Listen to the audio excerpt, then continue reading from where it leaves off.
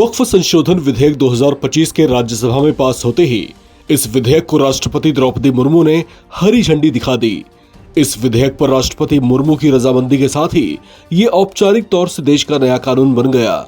इस संबंध में केंद्र की नरेंद्र मोदी सरकार ने अधिसूचना जारी कर इसकी घोषणा कर दी है। All India Muslim women personal law board और उत्तराखंड वक्फ बोर्ड समेत देश के कई बड़े मुस्लिम नेताओं ने इस नए कानून का स्वागत किया है।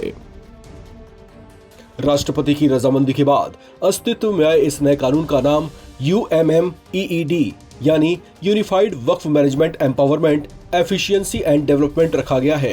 इस नए कानून के तहत देश में किसी भी संपत्ति को वक्फ बोर्ड बिना किसी ठोस प्रमाण के अपना दावा नहीं ठोक सकेगा। इसके साथ ही अब ये प्रावधान भी कर दिया गया है कि संपत्ति पर दावे के संबंध में किसी भी तरह के विवाद में अब सीधे उसे कोर्ट में चैलेंज किया जा सकेगा, जबकि पहले ऐसा नहीं था। नए कानून के प्रोविजंस के मुताबिक अब वक्फ के नाम से संपत्ति वही दान कर सकेगा जो कम से कम 5 साल या उससे ज्यादा वक्त से इस्लाम धर्म का पालन कर रहा हो। सरकार ने आदिवासी इलाकों में वक्फ के दावों पर भी रोक लगा दी है। नए नियमों के तहत अब आदिवासी बहुल राज्यों और क्षेत्रों में जमीन या किसी भी संपत्ति को वक्फ संपत्ति घोषित नहीं किया जा सकेगा। इसके साथ साथ ऐसी संपत्तियां जिसके रिकॉर्ड्स रेवेन्यू डिपार्टमेंट के पास रजिस्टर्ड ना हो, उन्हें भी वक्फ की संपत्ति घोषित नहीं किया जा सकेगा। इस तरह के संशोधनों से जमीनों पर किए जाने वाले फर्जी दावों और उससे उपजने वाले विवादों पर रोक लगाई जा सकेगी।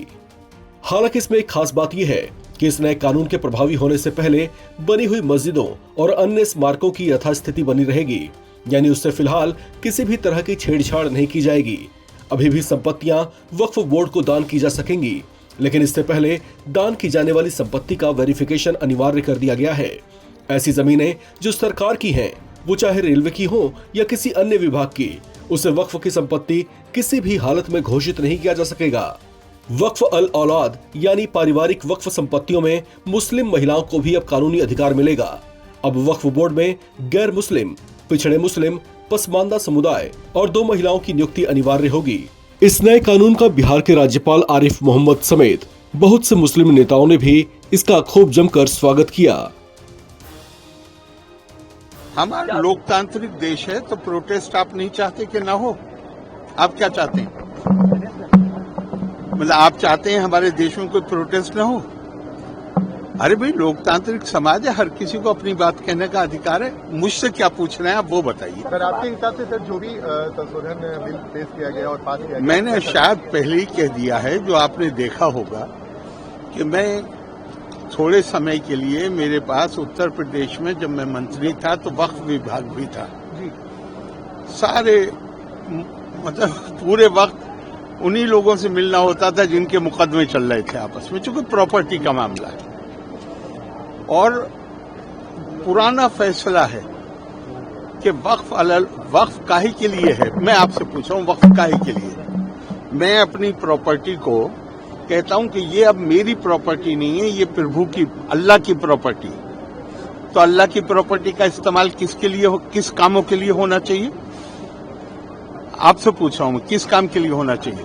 धर्मार्थ के लिए, जन कल्याण के लिए, गरीब आदमी को फायदा पहुंचाने के लिए। पटना में कितने वक्फ हैं? कौन सा वक्फ कौन सा हॉस्पिटल चला रहा है, उसका नाम बताइए। कोई अनाथालय चला रहा है वक्फ, कोई बड़ा अनाथालय। और ये ध्यान रखिएगा कि वाकिफ वक्फ करने वाला एक विशेष समुदाय का हो सकता है, लेकिन वक्फ का जो फायदा है, आप कहें तो मैं कुरान की आयत भी कोट कर सकता हूं, इन्नमस सदकातु लिल फुक़राए वल मसाकीन। गरीब कमजोर आदमी के लिए 2 शब्द प्रयोग किए गए हैं, फकीर और मिस्कीन। तो जब तो पूछा गया कि भाई ये 2 क्यों है, तो कहा गया फकीर है जो डेस्टिट्यूट है, निर्धन है, मुसलमान, और मिस्कीन है जो गैर मुस्लिम है। दोनों का बराबर का अधिकार। आप मुझे एक बताइए, कोई संस्था, पटना में बहुत वक्फ हैं, ये ध्यान रखिएगा, पर एक संस्था बताइए कोई मुझे जो निर्धन के लिए, गरीब के लिए, कमजोर के लिए काम कर रहा है। क्या हो रहा है वहां पे? सिर्फ आपस में मुकदमेबाजी। वक्फ अलल औलाद को तो कानूनी तौर पे गैर इस्लामी जो मैं प्रॉपर्टी कह रहा हूं, मैं कहता रहा हूं कि ये अल्लाह की है, लेकिन फायदा मेरी औलाद उठाएगी, तो इसको तो गैर इस्लामी, सारे मुसलमान मुल्कों में गैर इस्लामी है। हिंदुस्तान में भी प्रिवी काउंसिल ने गैर इस्लामी इसको कहा था कि ये गैर इस्लामी है, लेकिन जिन्ना ने एक्ट लाके 1913 में बिल लाके, उसका नाम ही है वैलिडेशन, मतलब ये गैर कानूनी है लेकिन हम इसको कानून बना रहे हैं। अब इसके बाद क्या होना चाहिए ये तो आप तय करिए। बहुत ज्यादा सुधार की जरूरत है और मैं मानता हूं कि ये जो बिल पास हुआ है, जो अब कानून बन गया या बन जाएगा, ये उस दिशा में बड़ा ठोस कदम।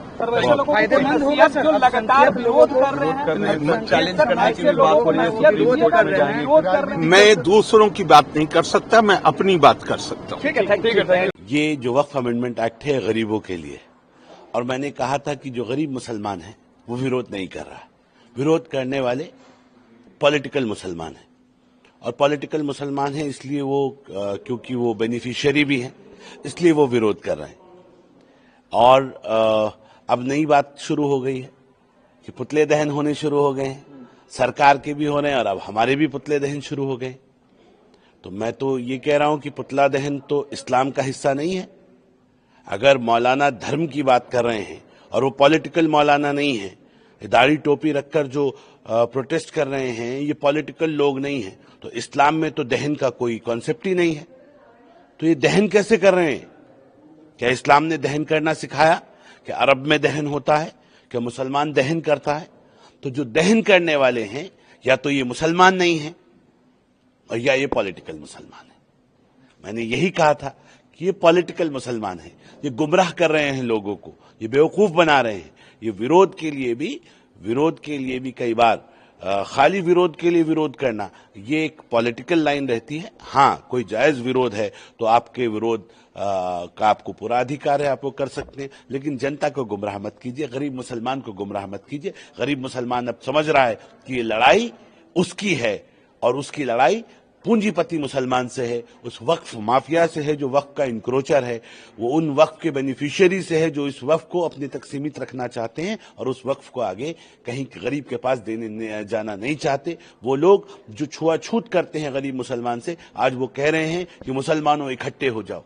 मुसलमानों इकट्ठे हो जाओ तो बहुत अच्छी बात है, लेकिन क्या खाली चुनाव के वक्त इकट्ठे हो जाओ, वोट देने के वक्त इकट्ठे हो जाओ, ऐसे एजिटेशन करने के लिए इकट्ठे हो जाओ, विरोध करने के लिए इकट्ठे हो जाओ, लेकिन जब उसका दफन करने का वक्त आता है, कब्रिस्तान में जब मुसलमान को दफन करने की बात की जाती है तो पसमानदा मुसलमानों के साथ छुआछूत होती है।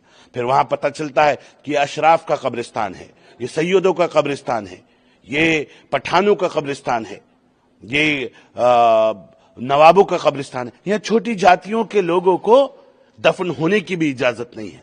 ये है फैक्ट्स।